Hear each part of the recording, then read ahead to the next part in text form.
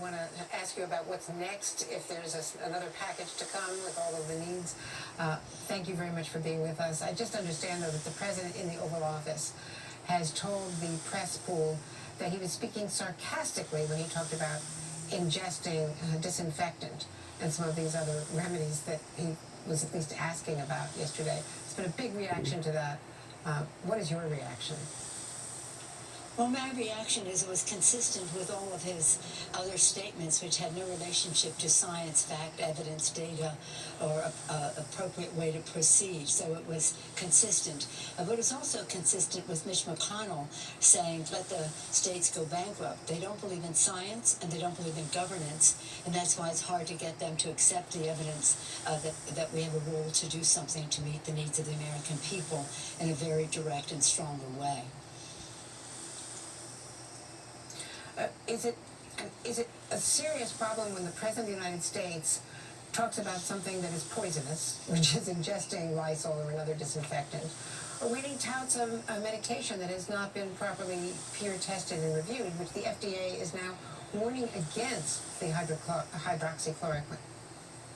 And not only that, encouraging the agencies that have responsibility for approval to approve what they want, what the administration wants, rather than what science demands. It's a terrible situation, but I don't know who's advising him scientifically, but you would have thought that there would have been a real outrage yesterday when he made this suggestion. But as I say, consistent.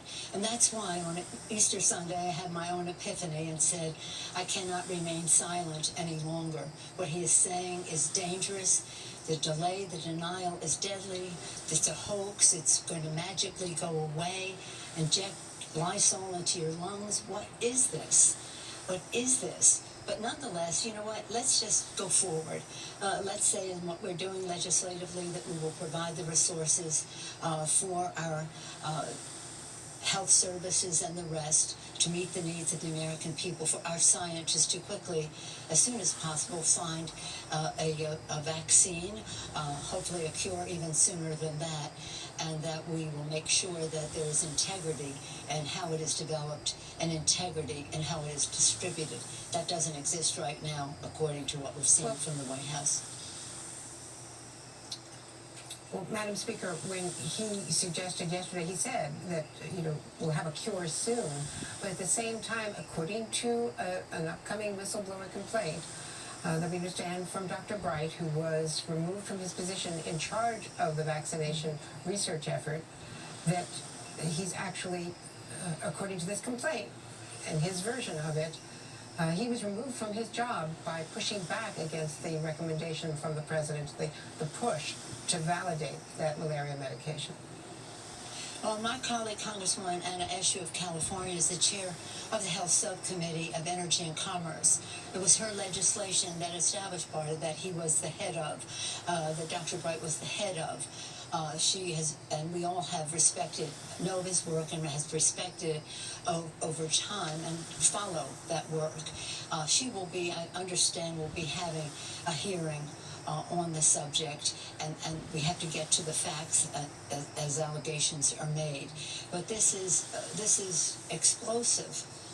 But again, we want to be hopeful for the American people and to kind of almost minimize the impact of what the president is saying. But when he takes scientists out because they're not quickly giving approvals to his preferred choice of medicines, but it's beyond me, that is a danger to our system. Efficacy and safety, they're the hallmarks of how a drug is proved and going forward.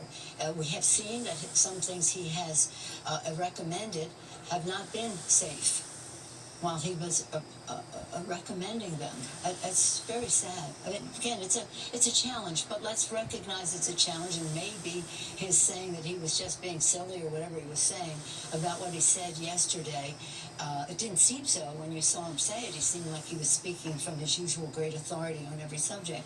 But the fact is that we cannot be deterred by what he says at those conferences. We cannot be obsessed by doing what we're doing right now is just talking about him. We've got to be talking about what our possibilities are as we go into the future.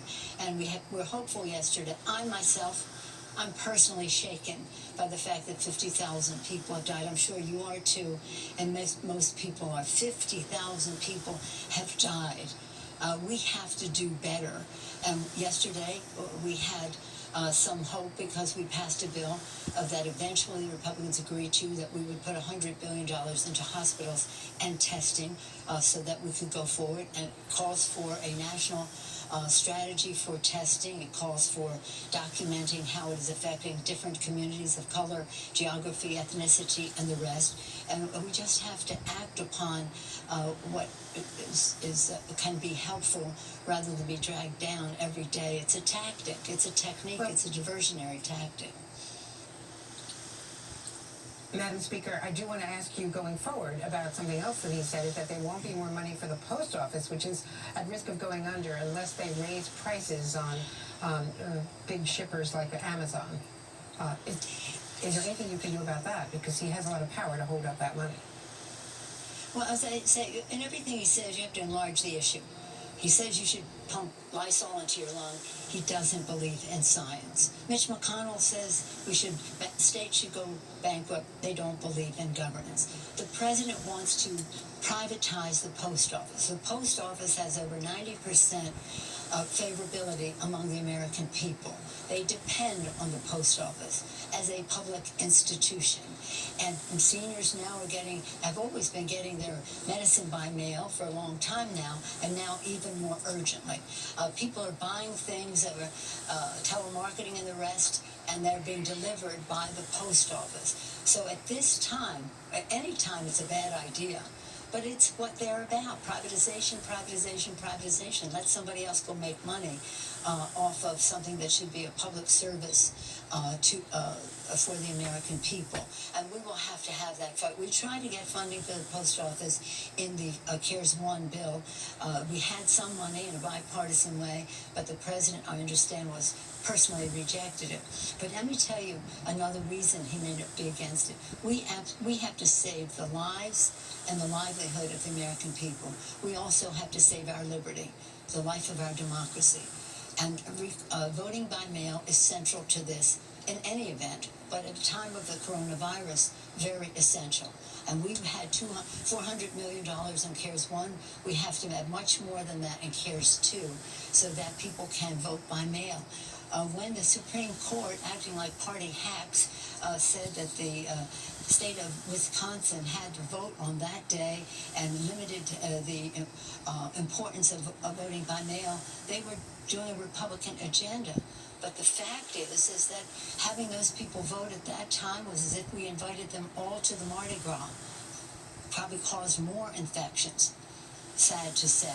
People were standing in line for a very long time, keeping social distancing, but nonetheless having to be out when they should be home. So this is about that as well. And this issue of vote by mail, and also saying that every person who's registered to vote should receive a ballot, and that we should have same-day registration for those who have not registered to vote, opening the process. This is what our country is about. The vote, the sacred right to vote. And I'm a former state chair of a party, and our purpose was always to remove obstacles of participation, whether they were Democrats, Republicans, Independents, to that point, whatever they were. Sorry. Madam Speaker, I know time is so short. I do want to ask you that Joe Biden raised the issue that he thinks the president is trying to kick back the election and somehow not have create a rationale not to hold the election on November 3rd as scheduled if there's a resurgence of the virus in the fall. It's a constitutional mandate. Are you sure that you and Democrats can make sure that we have the election as scheduled? We must. And that is, it should, I know there's a danger and people are scared, but we must and we will. He has done so much to undermine our democracy, to undermine our rights, dishonoring the Constitution, undermining the integrity of our voting process, denigrating our newcomers to our country, just degrading our environment, our values, and the rest. So he has done a lot to undermine who we are as America. But the fact is, we cannot allow him to do that to our democracy. That will not happen. And God willing, maybe some Republicans might even stand up for our country, our Constitution, and our democracy as well. I think they will. Those people who still have not gotten their unemployment claims from the first package, is there anything that Congress can do to ensure that states get on the ball on this?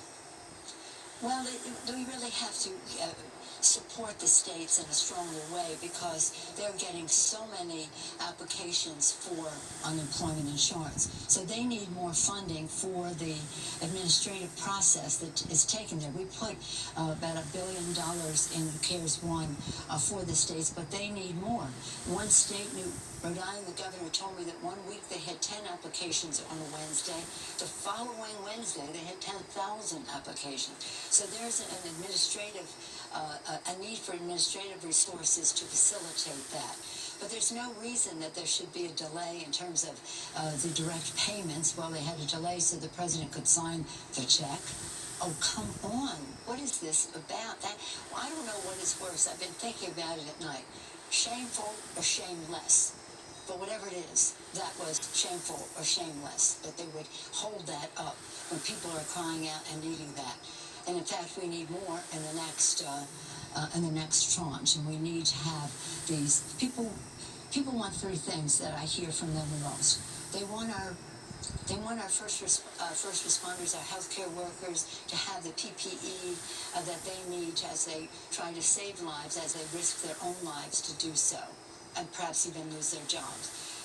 Then they want their checks. They want their checks. They want their direct payment. They want their unemployment check. They want their PPP, the Paycheck Protection Program check for small businesses. And the third thing is they do not want any taxpayer dollars going to industries that are enriching shareholders at the expense of workers. That money is destined to keep people in their jobs, not to increase bonuses, dividends, CEO pay, or buybacks. So those are three things that make people kind of upset, among others, and that's exactly what we try to put off with our 4 bills that we have passed. 4 bills. The first one in March 4th, was about testing.